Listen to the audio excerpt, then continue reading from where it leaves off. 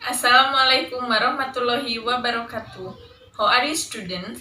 I hope you are always in a good condition and situation.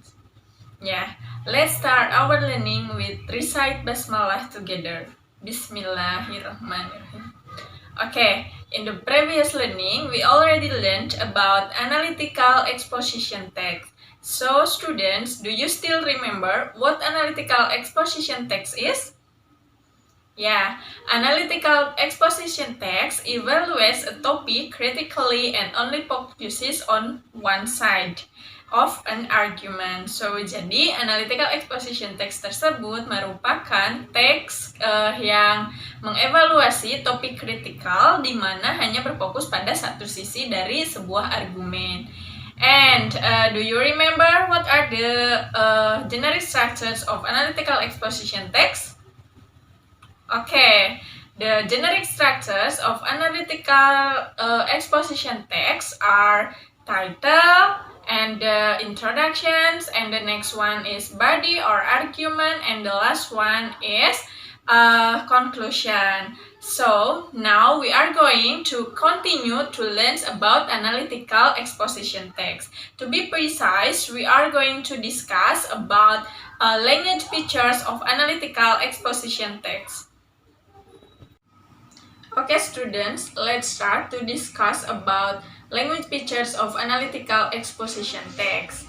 The first language feature is we have to use descriptive persuasive words with emotive connotation to emphasize our point of view. And these words can either be positive or negative. Jadi dalam analytical exposition text kita harus menggunakan persuasive words atau kata-kata persuasif. Nah, kata-kata persuasif itu sendiri merupakan kata bujukan atau menyatakan ajakan atau himbauan terhadap seseorang atau sesuatu dengan harapan agar para pembaca bisa mengikuti apa yang menjadi belief kita atau apa yang dilontarkan oleh penulis. And the next one, we can use thesaurus to find an appropriate words. Nah, jadi kita juga bisa menggunakan thesaurus untuk menggunakan atau untuk menemukan appropriate words.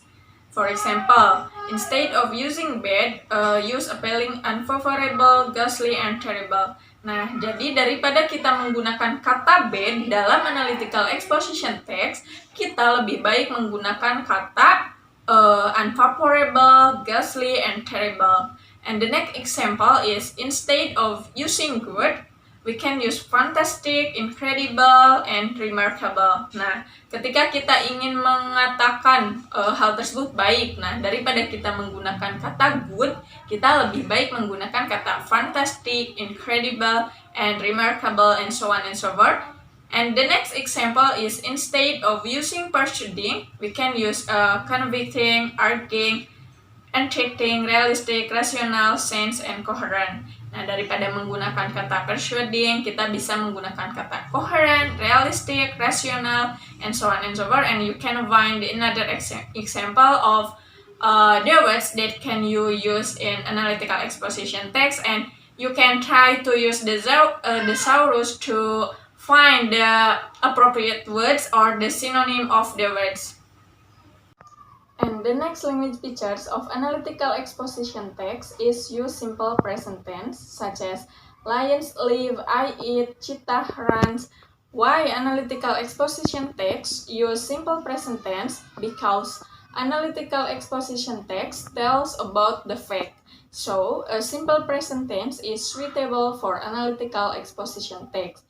Nah, kenapa analytical exposition text menggunakan simple present tense? Karena analytical exposition text menceritakan tentang sebuah fakta. Jadi, tenses yang digunakan adalah simple present tense. And the next one is use mental verbs such as I believe, I agree, I doubt, I disagree, I prefer, and so on and so forth. Nah, secara garis besar, mental verb itu digunakan untuk mengindikasikan dengan hal-hal yang berkaitan dengan kognitif, seperti sebuah pemahaman, pemikiran, perencanaan, penemuan, dan lain sebagainya. And then analytical exposition text also use saying verb to support the arguments such as people say, it is said, research indicates, and so on and so forth. Nah, jadi analytical exposition text juga menggunakan saying verb untuk mensupport our argument seperti people say, it said, and the other saying verb. And then saying verb are saying verb are words used to indicate speaking. Nah, saying verbs merupakan kata-kata yang digunakan untuk pembicaraan atau untuk mengindikasikan sebuah pembicaraan. And they are often used when a writer want to use an alternative for the word said in their speech take for direct speech. Nah, saying verbs digunakan ketika writer ingin menggunakan alternatif word atau kata kerja ganti dari kata said ketika mereka menyebutkan direct speech atau sebagai tanda speech take pada direct speech. And they can provide more information as to how things are being spoken.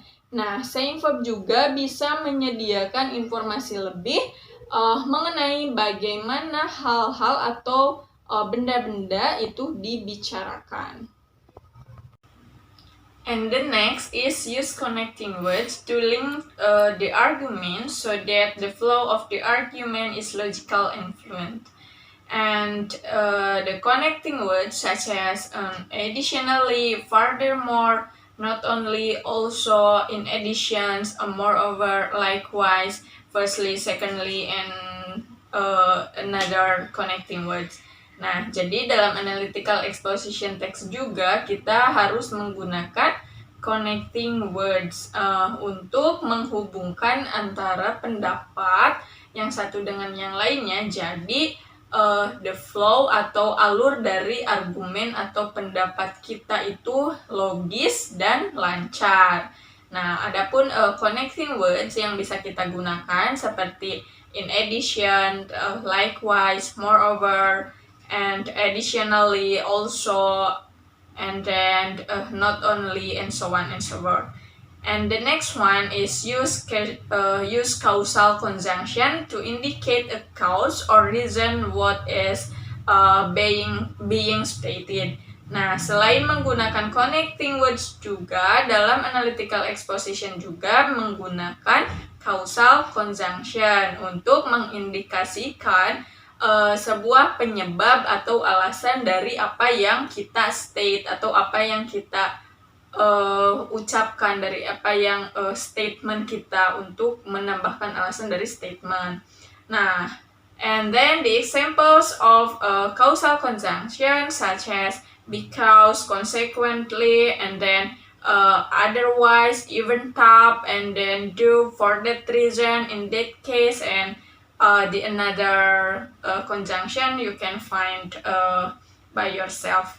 And then, so what is the difference between conjunctions and connecting words?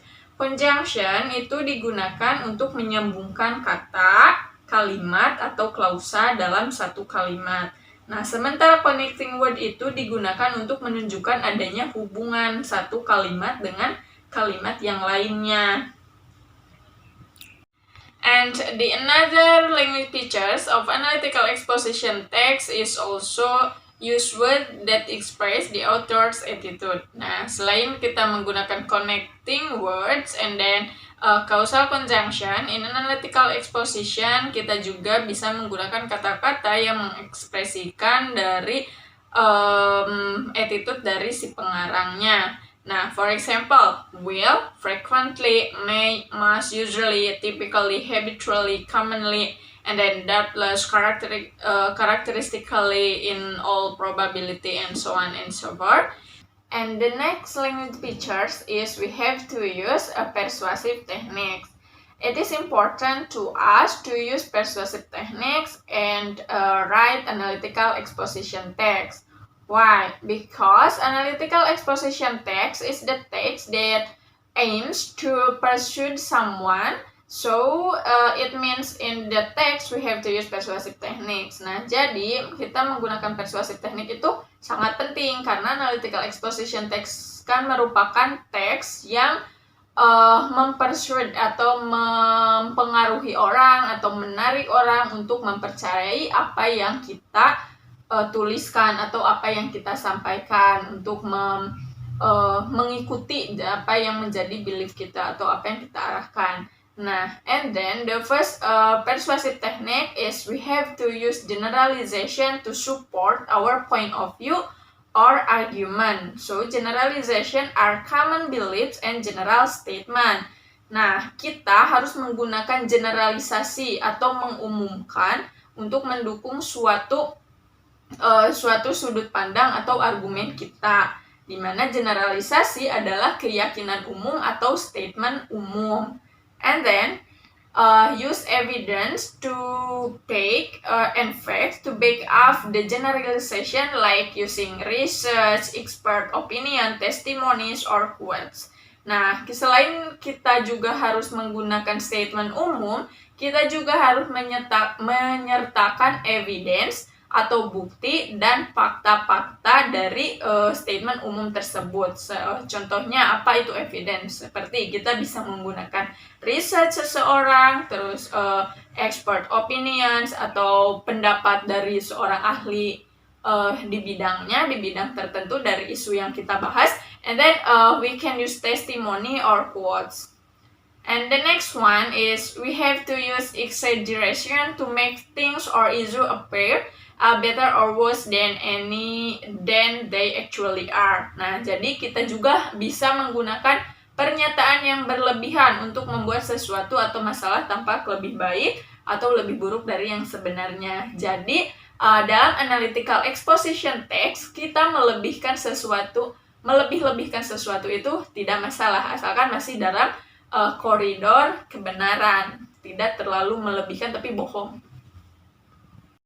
And then, this is the example of analytical exposition text that complete with language features of analytical exposition text.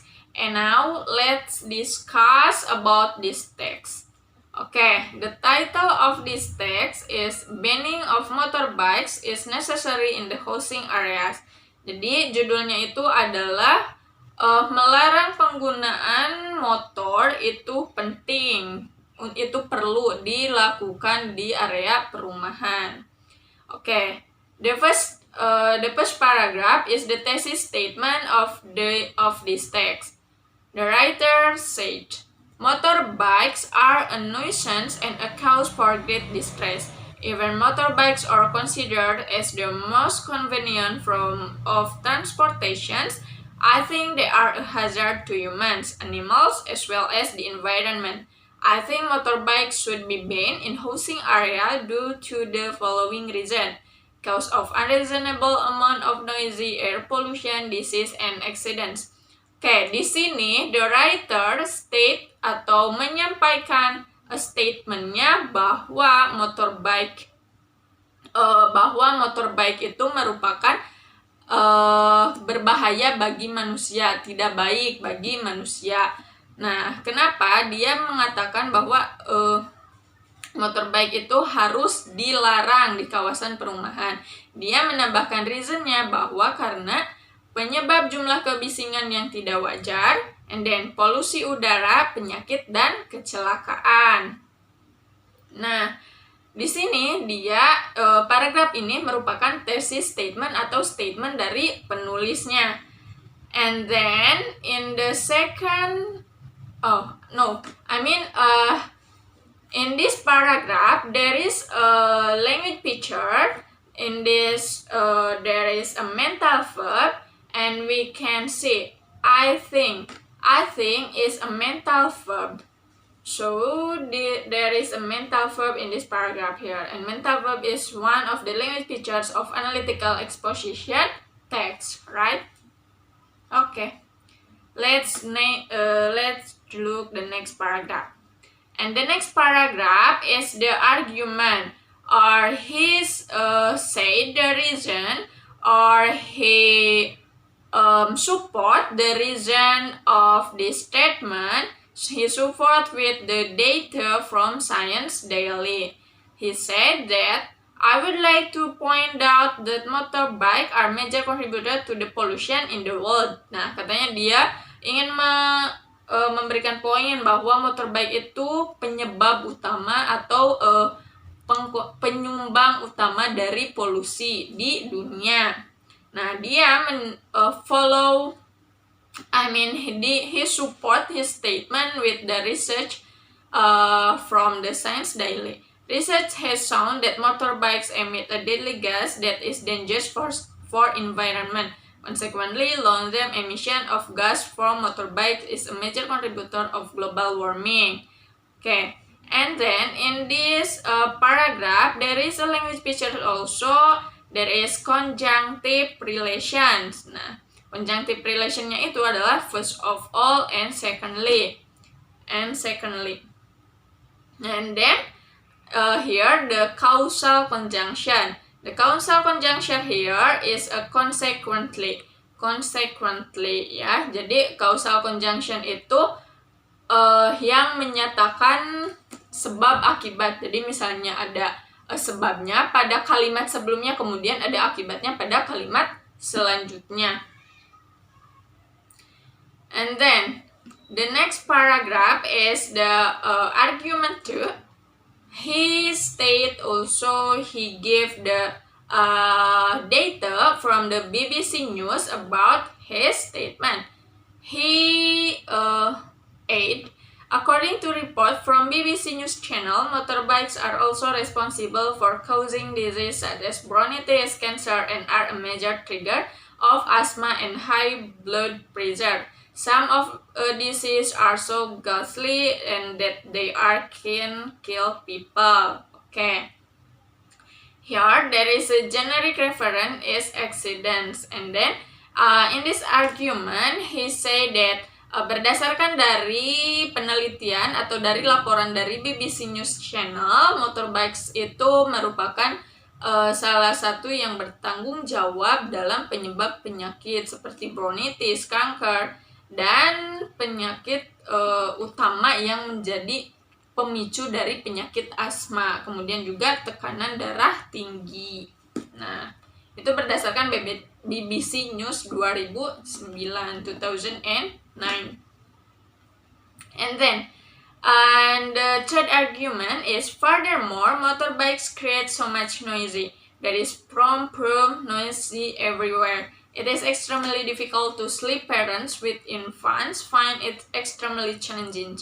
The moment their babies fall asleep, one or other motorbike passes by and the baby wakes up. It is also arduous for children to concentrate and on their homework. Experts are opinion that